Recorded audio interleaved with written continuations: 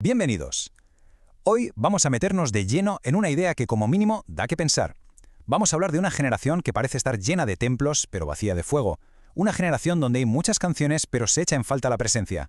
Y es justo de aquí de donde nace la pregunta clave que vamos a explorar. A ver, pensemos en esto. ¿Es posible estar vivo pero al mismo tiempo oler a muerte? Suena contradictorio, ¿verdad?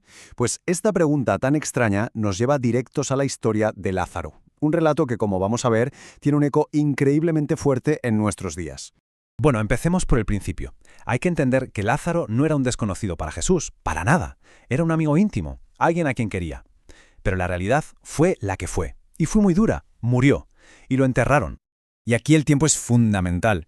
Hablamos de 4 días. 4. Esto no es algo que acabara de pasar. Son 4 días que marcan un proceso muy claro. Primero, la muerte, luego el silencio, después el deterioro y finalmente la descomposición. Vamos, que desde un punto de vista humano la situación era totalmente irreversible. Y para que nos hagamos una idea, solo hay que escuchar la frase de Marta, la hermana de Lázaro. Es que no puede ser más directa, más visceral. Señor, ya hiede. Esto es crucial. Ya no hablamos solo de que no hay vida, sino de que hay una presencia innegable de corrupción. La prueba física, que se puede oler, de que la muerte ha ganado. Y ahora conectemos esto con el presente. Lo que se sugiere es que hoy en día hay muchos Lázaros dentro de las iglesias. Gente que, tiene un nombre cristiano, pero vida espiritual más bien poca. Gente que canta en los cultos, pero no siente ninguna presencia. Que incluso predica, pero que en el fondo ha dejado de creer en lo sobrenatural. Hablan mucho de Dios, sí, pero de un Dios del que en realidad ya no esperan absolutamente nada. Claro, esto nos lleva a preguntarnos por las consecuencias, ¿no? ¿Qué pasa cuando una fe se queda en este estado? ¿Qué ocurre cuando una comunidad pierde la creencia en que lo sobrenatural es real? Pues que se entra en el terreno de la incredulidad. Un peligro que es sutil, pero demoledor.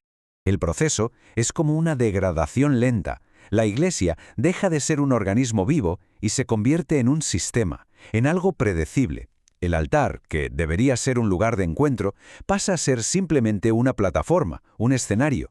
Y lo más grave, el Espíritu Santo deja de ser una presencia real y se convierte en un concepto teológico más.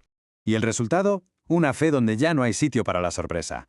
Ya nadie espera de verdad una sanidad o una liberación, o que Dios de repente interrumpa el servicio programado. ¿Qué va? Todo está bajo control, todo sigue el guión. Lo único que no está en ese guión es la posibilidad de una intervención divina de verdad.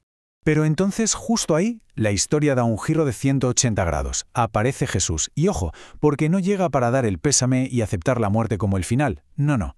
Él llega para enfrentarse a la tumba cara a cara. Su primera orden desafía toda la lógica humana, e incluso la sanitaria: quitad la piedra. La gente duda, y es normal. Cuando algo huele a muerto, lo último que se te ocurre es abrirlo. Pero claro, es que Jesús no opera con nuestra lógica, opera con la lógica de la fe. Y entonces llega el momento cumbre, una voz que grita con fuerza: Lázaro, ven fuera. Fijémonos bien, ¿eh? No es una sugerencia, no es una palabra de ánimo, es una orden directa con una autoridad espiritual total dirigida a lo que estaba muerto. ¿Y qué pasa? Que lo que estaba muerto obedece. Ahora, podríamos pensar que la historia termina aquí con un final feliz. Pero hay un detalle fascinante, un matiz clave. Lázaro sale de la tumba, sí, pero sale con las vendas puestas. Está vivo, pero sigue atado con las ropas de la muerte. Esto nos enseña algo increíblemente profundo sobre la experiencia espiritual, que es posible vivir un milagro, sentir un toque de Dios que te devuelve la vida, y aún así, seguir arrastrando las ataduras del pasado, viejas formas de pensar, dudas, malos hábitos. ¿Y por qué pasa esto? Bueno, se sugieren 3 razones. La primera, porque a veces la comunidad que te rodea no ayuda a quitar esas vendas. La segunda, porque la propia mente de la persona no se ha renovado, sigue pensando como antes. Y la tercera, que es tremenda, porque en el fondo se sigue dudando de ese mismo poder que acaba de obrar el milagro. Con todo esto, el análisis nos lleva a su aplicación más directa. La historia de Lázaro no se presenta como un simple relato antiguo, sino como una llamada profética, una llamada urgente para el día de hoy. Y la llamada es muy clara. Es una invitación a no conformarse con simplemente sobrevivir en lo espiritual, a no normalizar que el poder de Dios esté ausente, como si eso fuera lo normal, y a no aceptar una fe de pura teoría, una fe que nunca se manifiesta en la vida real. Se nos dice que el mismo Jesús que resucitó a Lázaro sigue llamando hoy. Pero hay una condición que no se puede saltar, un punto de responsabilidad personal.